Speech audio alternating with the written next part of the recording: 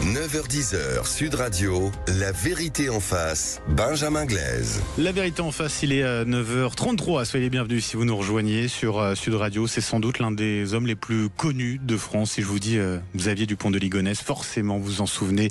Rappel en quelques dates, 14 avril 2011, cet homme aurait, je dis bien froidement, tué à l'arme à feu sa femme, 3 de ses enfants. Le lendemain, il dîne avec son aîné, lui aussi, assassiné dans la foulée. Les 5 corps seront retrouvés le 21 avril, enterrés sous la terrasse de leur maison à Nantes quelques jours plus tôt. Le 15, Xavier Dupont de Ligonnès est vu pour la dernière fois à l'autre bout de la France, dans le Var, à Roquebrune-sur-Argent. Depuis, plus rien. Il a disparu, il n'a donc pas été jugé. Il reste, aux yeux de la justice, présumé innocent. Bonjour à Daniel Zaguri. Bonjour.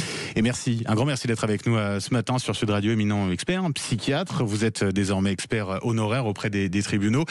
Et vous publiez donc ce livre aux éditions du Seuil, Xavier Dupont de Ligonnès, l'énigme publique numéro 1. Ouvrage passionnant dans lequel vous dressez le portrait psychique de cet homme pour mieux comprendre pourquoi il aurait, encore une fois, j'utilise le conditionnel, basculé dans l'horaire. La première énigme, c'est la question que tout le monde se pose dans cette affaire, c'est de savoir s'il est encore vivant ou pas. C'est pas la question centrale de votre livre, mais vous en parlez. Vous avez une intime conviction, si je puis parler ainsi. Selon vous, il se serait suicidé, c'est cela? Pourquoi? Alors, j'ai pas d'intime conviction, justement. C'est-à-dire que, je sais pas si vous avez cette expérience, mais dans les familles, on se dispute. Certains croient qu'il est vivant, certains croient qu'il est mort. Et alors, c'est très étonnant. Je regarde un petit peu les réactions des internautes à une interview ou à un article, oui. Mais n'importe quoi. Ce psychiatre, il est vivant. Point barre. Bon, vous voyez, c'est-à-dire que c'est l'heure de la croyance. Alors dites-leur, pourquoi, selon vous, il se serait suicidé? Alors, encore une fois, je raisonne non pas dans la croyance, mais après avoir fait ce que j'ai appelé l'enquête psychique, et il faut pas, si vous voulez, conclure sur un élément, 2 éléments, 3 éléments, une impression, un sentiment, mais sur l'ensemble de son parcours. Et l'ensemble de son parcours et sa personnalité vont vers le suicide. En tout cas, c'est ce que j'ai, c'est ma conclusion. Mais encore une fois, comme j'essaie d'être un petit peu sérieux, et comme il m'arrive de douter de ce que je dis, je ne vous affirme pas qu'il est mort, je vous dis que c'est de très loin l'hypothèse la plus probable. Vous avez déjà expertisé de nombreux criminels, des tueurs en série, Patrice Allègre, Guy Georges, Michel Fourniret, pour ne citer que. La particularité, là, c'est que Xavier Dupont de Ligonnès, vous l'avez jamais rencontré. C'est comment on arrive finalement à rentrer dans la tête, si je puis dire, d'un homme qu'on n'a jamais vu. C'est tout le défi. Oui et non. Parce que et ça, c'est une question qu'on me pose souvent, mais vous savez, je fais parfois comme n'importe lequel de mes collègues, des expertises avec des personnes qui me disent peu de choses, qui sont réticents, qui font des réponses conformistes, plaquées, et en définitive, j'ai pas grand-chose à dire sur eux, si ce n'est d'éliminer une maladie mentale, par exemple. Donc, j'en sais infiniment plus, j'en sais 10 000 fois plus sur Xavier Dupont de Ligonnès que sur un certain nombre de personnes que j'ai vues en chair et en os et que j'ai examinées. Pourquoi? Parce que Xavier Dupont de Ligonnès était un grand bavard. Il se serait donc tu, depuis 14 ans, mais c'était un grand bavard. Il passait son temps sur la toile à parler de lui, de sa vie, il faisait ses comptes, de ses relations avec les autres, donc et il allait sur les réseaux religieux. Les forums catholiques, oui. Voilà. Ouais. Et j'ai aussi rencontré un certain nombre de personnes qui l'ont bien connu. Donc, tout ça fait... j'ai lu les livres qui lui ont été consacrés, des enquêtes souvent remarquables, dont celle de Society. Donc, si vous voulez, j'en sais beaucoup sur lui. Et alors, vous titrez l'énigme publique numéro 1 et non pas l'ennemi public numéro 1, parce que c'est ça qui est quand même assez dingue, c'est que malgré ce qui lui est reproché, à savoir d'avoir assassiné toute sa famille, il n'est pas considéré aujourd'hui en France comme l'ennemi public numéro 1. Ça paraît assez dingue quand même. Oui, si on y réfléchit. Alors ça, c'est la réaction sociale. C'est pas moi qui l'ai inventé. En effet, j'ai appelé mon livre l'énigme publique numéro 1 parce que je me suis dit, mais pourquoi alors qu'il est recherché par toutes les polices, n'est-il pas l'ennemi public numéro 1 ? Alors, il y a un certain nombre de raisons à cela. La première, c'est on lui attribue une sorte d'aura de toute puissance, un homme qui a méticuleusement accompli ses crimes, qui a défié la police, qui a défié la justice. Il y a cet élément-là. Mais je dirais beaucoup plus profondément, il n'est pas haï parce qu'on ressent bien que les ressorts de ces crimes présumés ne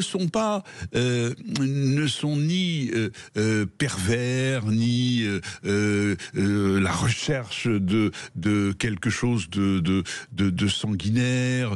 On ressent bien qu'il y a autre chose. Et cette autre chose, alors et on va aboutir à cette espèce d'interrogation incroyable. Où est-il ? Cette autre chose, c'est qu'il a pris, nous lui avons confié la clé des mystères.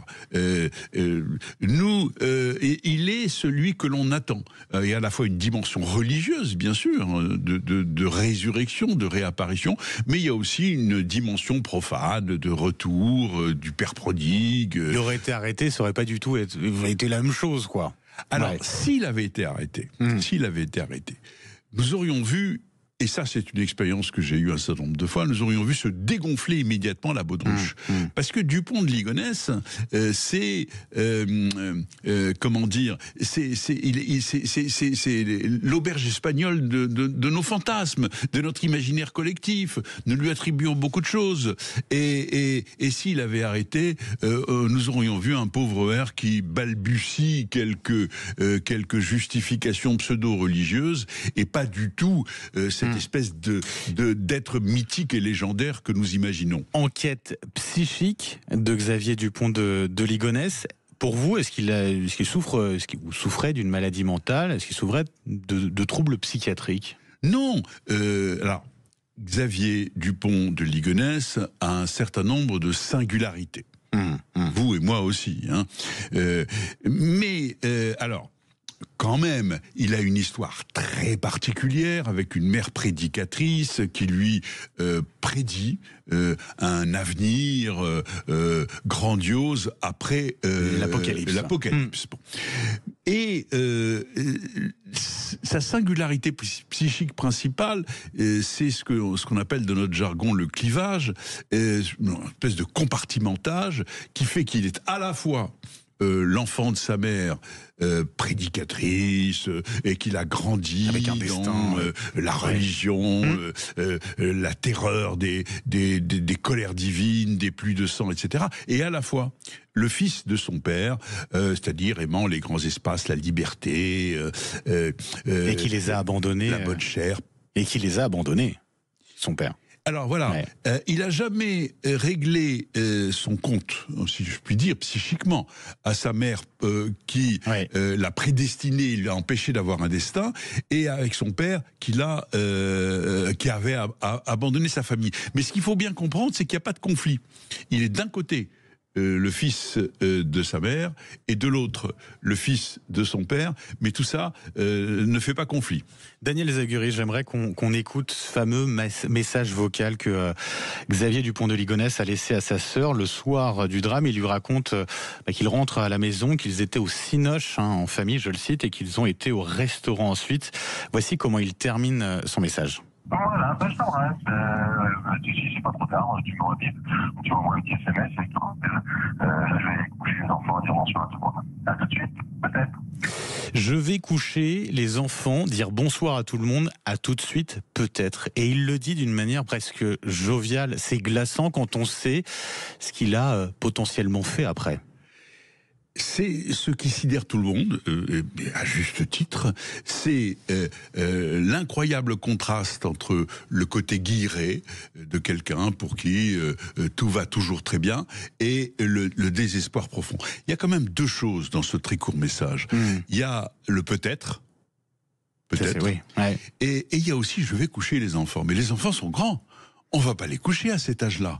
Hein. Donc, dans l'après-coup et avec ce que nous savons, c'est un message qui a une résonance effectivement tout à fait particulière. Comment on peut expliquer, c'est ça le compartimentage, avec d'un côté cette jovialité et de l'autre ce côté froid et glaçant? Oui, c'est exactement ça, au point que tout le monde est éberlué.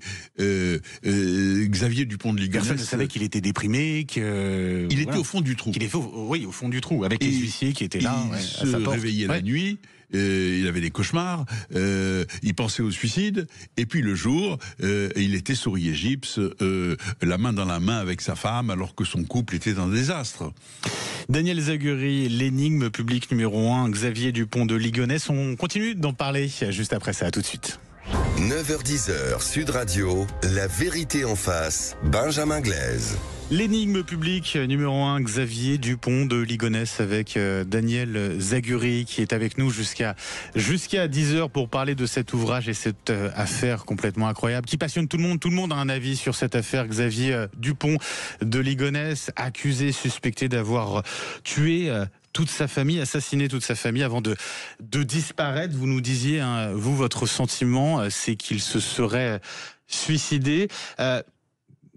Et vous parlez, c'est un terme qui est très important dans cet ouvrage, vous parlez de la notion de sacrifice. Pour lui, il n'aurait pas assassiné sa famille, il l'aurait sacrifié. Oui, alors c'est pas moi qui invente cette notion, c'est lui. Et comment on peut le comprendre? Il en parle, exactement. Il en parle, il en reparle. Sur les sites catholiques, et d'ailleurs avec le désaccord de ses interlocuteurs. Ce qu'il faut comprendre, c'est que Xavier Dupont de Ligonnès était désespéré. Et que après la mort de son père, probablement, l'idée de suicide qui était apparue auparavant, l'idée de suicide a été arrêtée. Mais à partir du moment où... Parce que c'est abandonner sa famille, et ça, alors, c'est très cynique, mais ça, il ne voulait pas. Il ne voulait pas abandonner sa famille, partir tout seul. Il ne voulait pas partir tout seul. Peu de temps auparavant, un ami de la famille s'était suicidé et il avait eu des mots très durs à son égard. C'est un lâche. Il a abandonné sa famille. Et sa sœur aînée dit c'est un protecteur. C'est un point très important. Donc Xavier Dupont de Ligonnès décide de se suicider. Et il ne faut pas qu'il se suicide tout seul parce qu'il ne peut pas abandonner sa famille. Tout ça ne doit pas se savoir, donc aussi bien son suicide que ses crimes doivent être cachés à sa famille, mais encore faut-il donner du sens à une sorte de bidouillage théologique à la sauce Dupont de Ligonnès autour du sacrifice. C'est-à-dire qu'il va désymboliser le sacrifice. Il explique par exemple que le sacrifice est au cœur de la religion catholique, au cœur des rites, etc., de la messe, et donc ce sacrifice va devenir la justification, et il faut bien réaliser que pour nous, on est dans l'abomination absolue, mais que pour lui, on est dans le sacrifice de ce qu'il a de plus cher, sacrifice au divin. Et donc le mal devient le bien. Alors, le mal devient le bien. Alors, c'est quelqu'un d'intelligent. Hein. Dans ses commentaires, il explique que la plupart des crimes sont commis au nom du bien. Ça, il l'a compris et il a raison. Et effectivement, dans ce que j'appelle le travail psychique du crime, il y a notamment cette inversion des valeurs et ce qui pour l'immense majorité des hommes est le mal, pour lui va devenir un bien dans ce dernier moment de sa vie. Parce qu'il ne faut pas oublier qu'auparavant, Xavier Dupont de Ligonnès était comme tout le monde, comme vous, comme moi. C'est-à-dire qu'on lui aurait raconté ça, il aurait dit mais quelle horreur. Ouais, c'est ce que vous dites, il serait... il était à ce moment-là comme nous, quoi. Il était à ce moment-là comme nous. À ce moment-là. Avant. Est-ce qu'on peut dire, vous qui avez mené cette enquête psychique, est-ce qu'on peut dire, il y a un moment où il bascule? Il y a un moment où il se dit... Je vais réaliser, je vais commettre cet acte odieux. Alors, on peut penser que, si vous voulez, il a eu un parcours de désillusion, puis après, il a traversé une phase dépressive, mais une phase dépressive compartimentée, dont il ne parlait pas aux autres. Et puis... Et il aurait verbalisé, ça aurait été différent, il en aurait parlé. Et oui, avec ses proches, il aurait dit, je suis au fond du gouffre, ça aurait pu changer quelque chose? Oui, alors il l'a dit. il l'a dit à ses amis, il a même fait part de ses projets, et puis à la Xavier Dupont de Ligonnès, aussitôt après, il dit « Mais ne vous affolez pas ». Bon, voilà, donc il se rattrape, donc... On peut penser que peut-être s'il s'était ouvert de sa détresse, il aurait pu être aidé, bien sûr. Mais enfin, c'est une hypothèse, voilà. Une hypothèse après coup. Sacrifice pour ne pas, alors toujours conditionnel, puisque la justice n'est pas passée.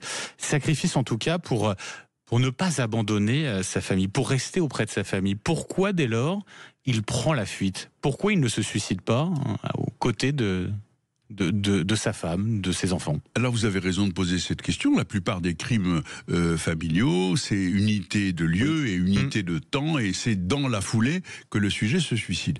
Mais là, rappelez-vous l'équation que j'évoquais tout à l'heure, il faut que personne ne soit au courant, et donc s'il a le projet de se suicider après avoir possiblement tué sa famille...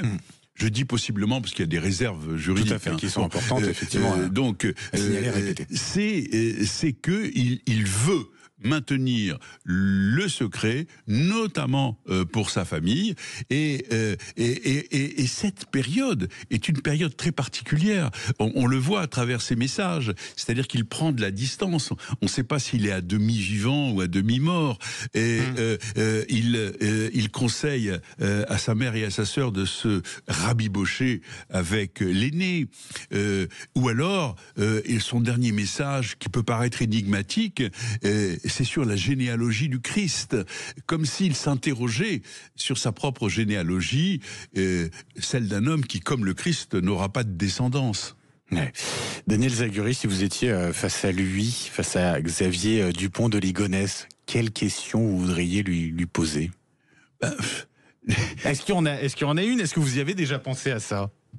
Non, j'ai pas pensé à ça parce que, bon, d'une part, je vais pas tricher. Je crois la probabilité de sa survie très ténue, et d'autre part, j'ai été frappé à plusieurs reprises par le contraste entre des personnages mythiques créés par les médias, par la réaction sociale, et les personnes que je voyais en face de moi, comme si effectivement la baudruche s'était complètement dégonflée, et j'imagine quelqu'un d'assez pathétique, suscitant la pitié, et certainement pas un criminel hors norme. Daniel Zaguri, vous avez expertisé des tueurs en série, Patrice Allègre, Guy Georges, Michel Fourniret et beaucoup d'autres. Quand on est expert psychiatre auprès des tribunaux, qu'on entend, qu'on parle avec ce genre de personnes, est-ce qu'on n'a pas un peu du mal à dormir le soir? Est-ce que ça provoque des cauchemars, des insomnies?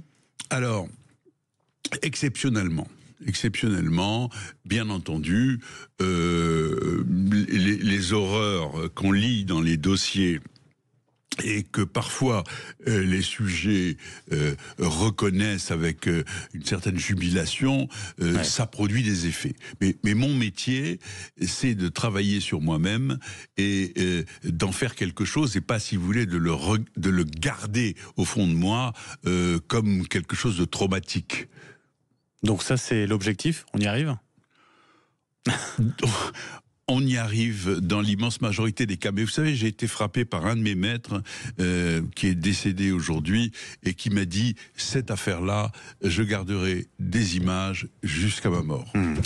Daniel Zaguri, expert honoraire auprès des tribunaux français. Un grand merci d'avoir été avec nous ce matin sur Sud Radio. Je rappelle le titre de votre livre, L'énigme publique, numéro 1, Xavier Dupont de Ligonnès. C'est aux éditions du Seuil. Lisez-le, c'est rapide à lire et c'est passionnant. En tout cas, très bonne journée à vous, Daniel Zaguri. Encore merci. Sud Radio, il est 9h56. Dans un instant, le meilleur de Sud Radio Média en compagnie de Valérie Expert et Gilles Gonzman. Je vous dis à demain. Passez une très belle journée avec Sud Radio.